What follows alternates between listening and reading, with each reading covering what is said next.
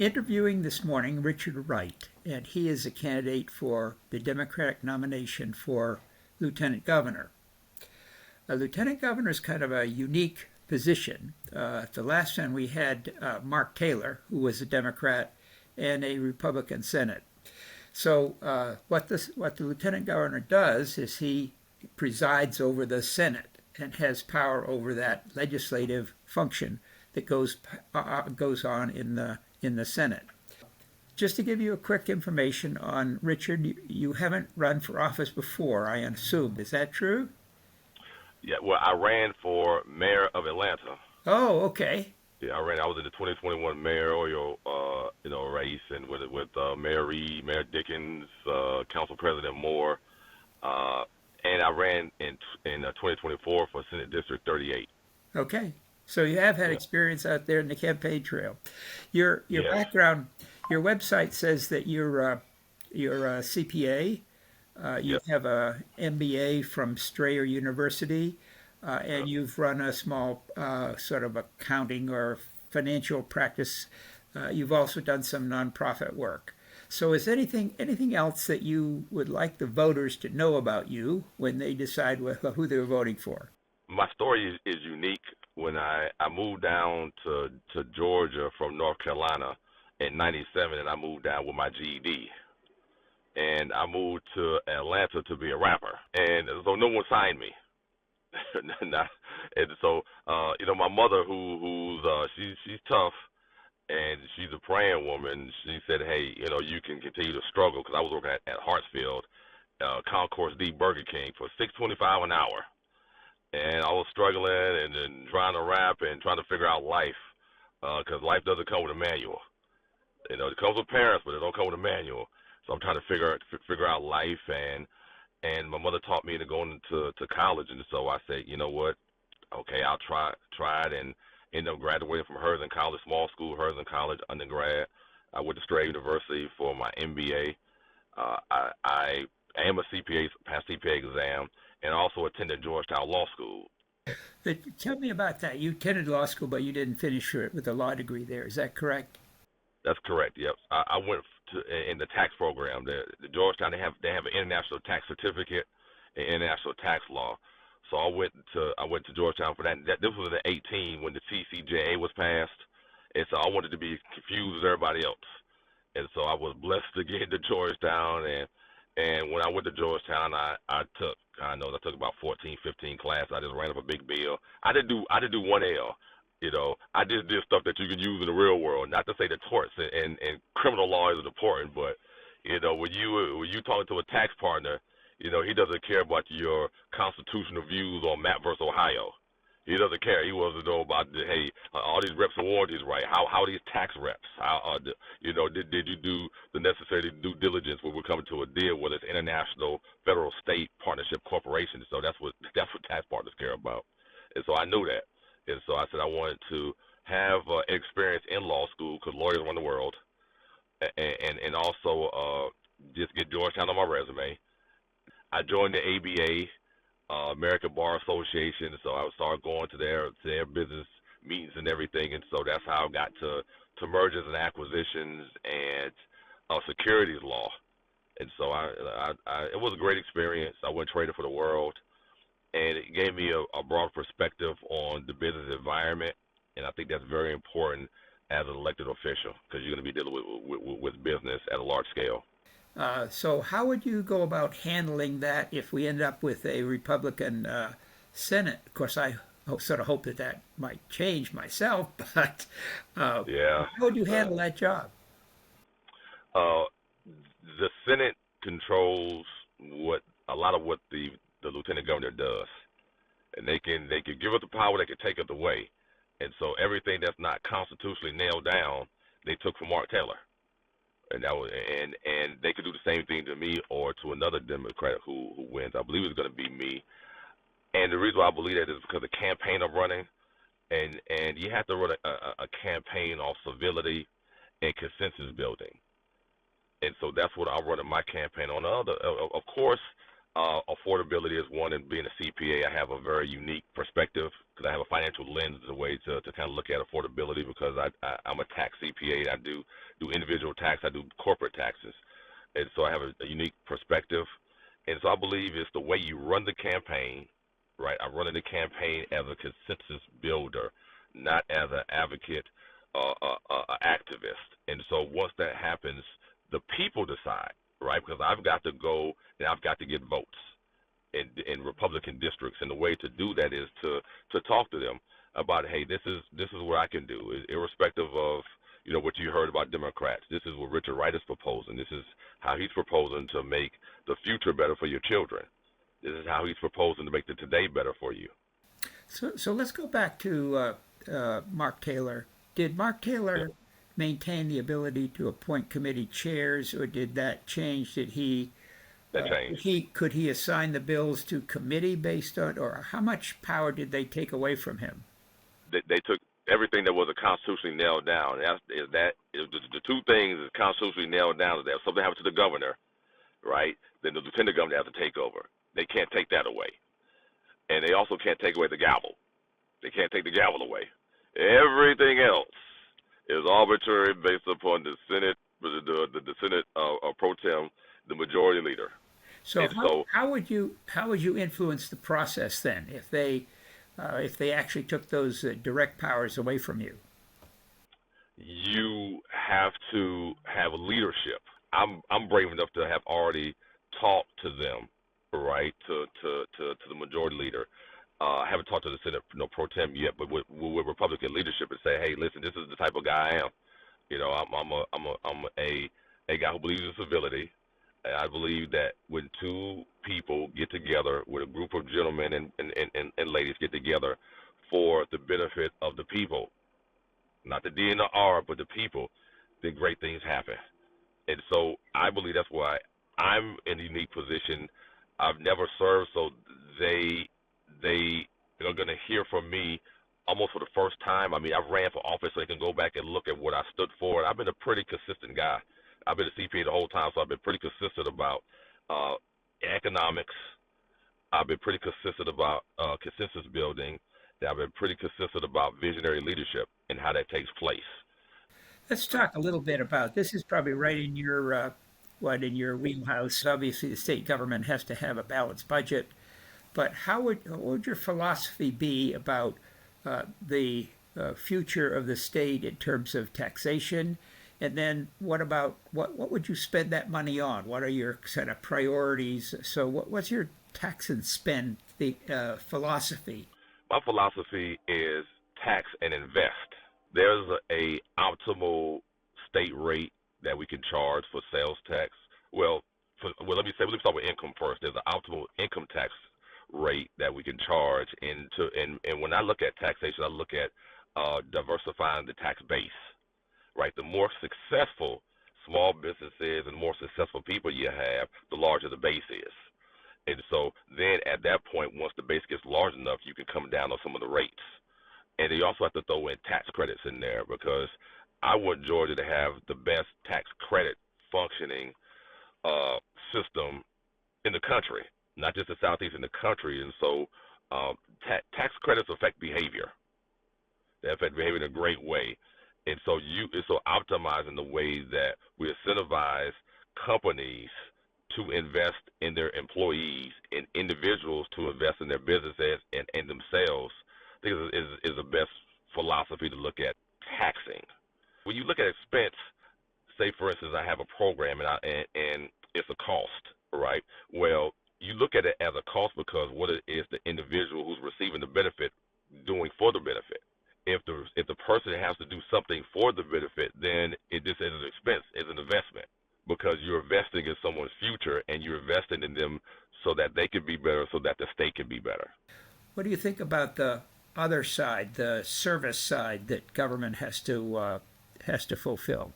It's still an investment piece, right? When it comes to mental health, when it comes to our criminal justice system, economic development. Let's start there, right? What I want, and what I'm going to advocate for, knowing the position of governor, lieutenant governor, we're going to be tasked with going out within the United States and throughout the world, and bringing companies to Georgia, bringing companies here. I wanted to be South American. I want to develop South American with companies that are leaving New York, that are leaving California, that can come here and invest in Georgia with good paying jobs, right? And then once that happens, we have the resources to then look into our mental health. We're going to have more resources to look into our health care, total overall health care, right? Just that's mental and physical health care, right? We're gonna be able to really. I want to have a apprenticeship program early on in our schools, early 6th grade, 7th grade, in our schools, where you can have the apprenticeship. The first piece of the apprenticeship is learning early about a skill, a blue collar skill, because we're going to have to keep building America, and we don't have robots to do that. So people are going to have to do that. So welders, electricians, plumbers, get people certified, but you start young. And so where's the money coming from? Right? That's the next question, right? And so once you grow out financially, economic development, South American, then in Tifton, in Cordell, because there's land down there. There's the education system down there that we can buffer, that we can work with our unions to be able to transition people from middle school into a high-paying job as a plumber, 19, 20, 21, 22. A high priority of yours would be to invest in education. My highest priority is starting at 2. I have a program that I'm going to push. It's called Teaching Terrific 2-Year-Olds, because I believe education needs to start at 2 years old, organized within the state of Georgia, right? And so, because it's a workforce issue, because if we have moms and single parents who are making $17 an hour, $18 an hour, $19 an hour, and your daycare bill is $1,200, $1,300 a month, then that's not affordable. So we're going to invest in early education as a workforce issue, and also to qualify for the program, I need you in a scholastic endeavor. So if you're working and you're in a scholastic endeavor, the state of Georgia is going to heavily subsidize daycare starting at 2. And if we're putting you in the workforce, what are you doing? You're paying sales tax, right? Because the more you make, you're going to go out and buy some more stuff. So that's 4 cents I'm getting out of every dollar you spend, right? Then, of course, when you work, normally you pay income tax. So that's the initial direct return on investment early. But what we're also getting is that we're educating 2 people. We're educating the parent, because they're in a scholastic endeavor, right? There are studies that show that when you have a college degree, you make $900,000 over your lifetime more, right? So if I just took $900,000 times 4%, that's $36,000, right? So I got $36,000 that you're going to make that you're going to theoretically pay in sales tax, right? As a parent who's with the school and learned, so that's $36,000 right there. The program not going to cost $36,000. One of the things that the pollsters say is the government ought to be doing more about affordable housing. So what should the state be doing about affordable housing? I think you have to do 2 things. One, you're going to have to work with private equity. Realistically, honestly, work with private equity about, hey, do we have to put a limit on what they can buy and how long they can own? And there's going to have to be some incentives in there for them to sell early. Number 2, we're going to have to really work with our young people about upskilling people, because the more you know, the more you get paid. What about affordable health care?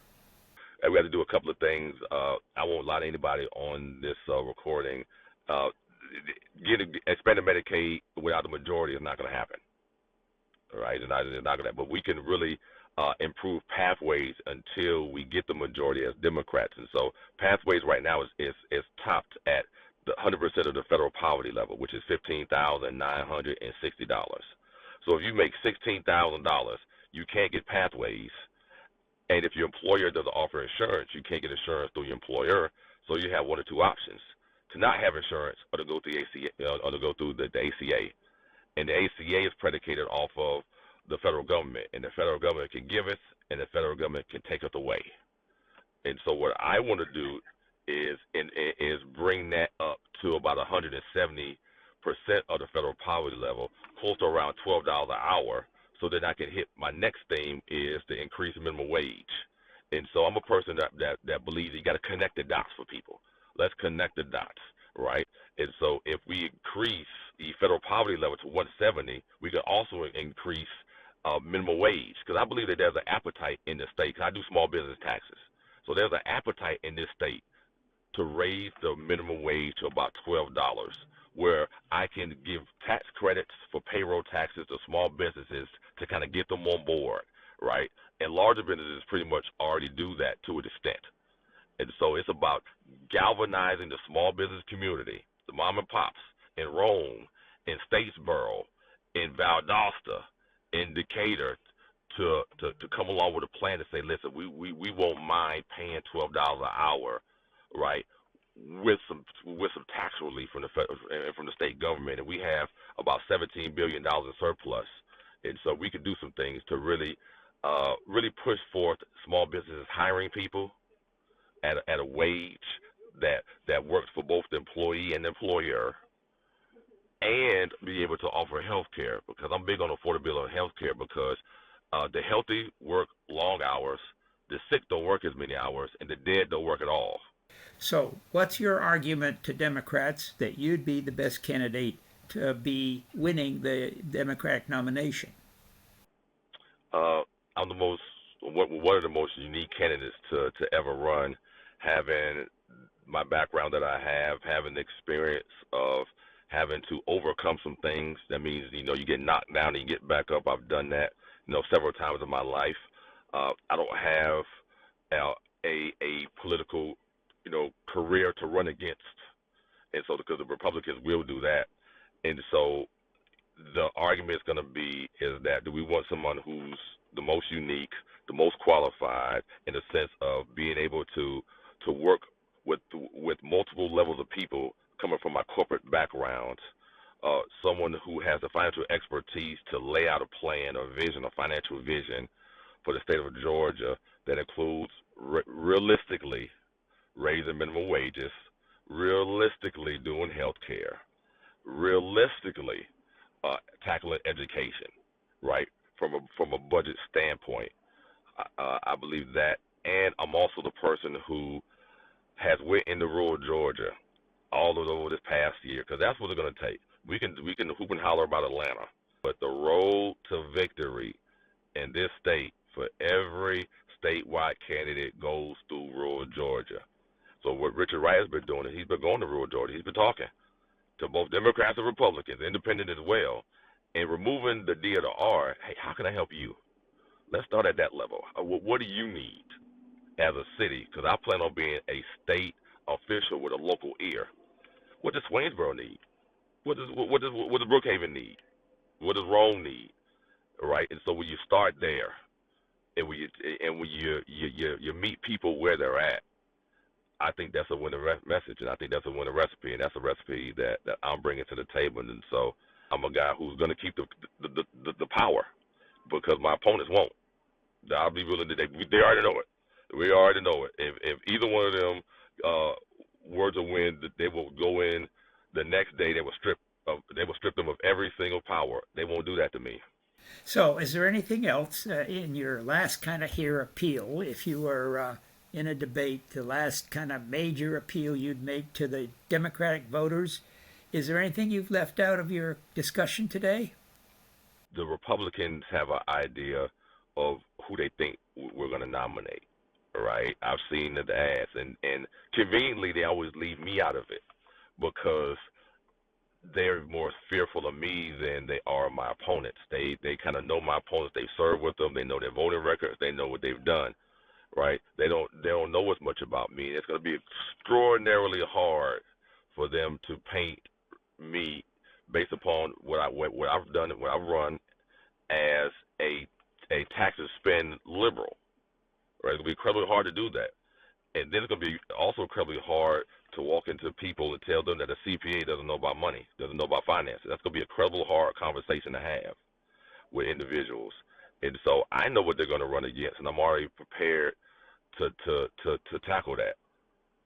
And so you're getting a person who cares, and part of caring is telling the truth. You get a consensus builder, someone who can reach across the aisle, because I worked in corporate America with the PwC and M&A deals, and you want to win-win. And that's the goal, is to get a win-win for both sides, for the buyer and the seller. And so the win-win here is for the people, not the Democrats or Republicans, but for the citizens of Georgia. And I believe that's what I'm going to get for the citizens of Georgia.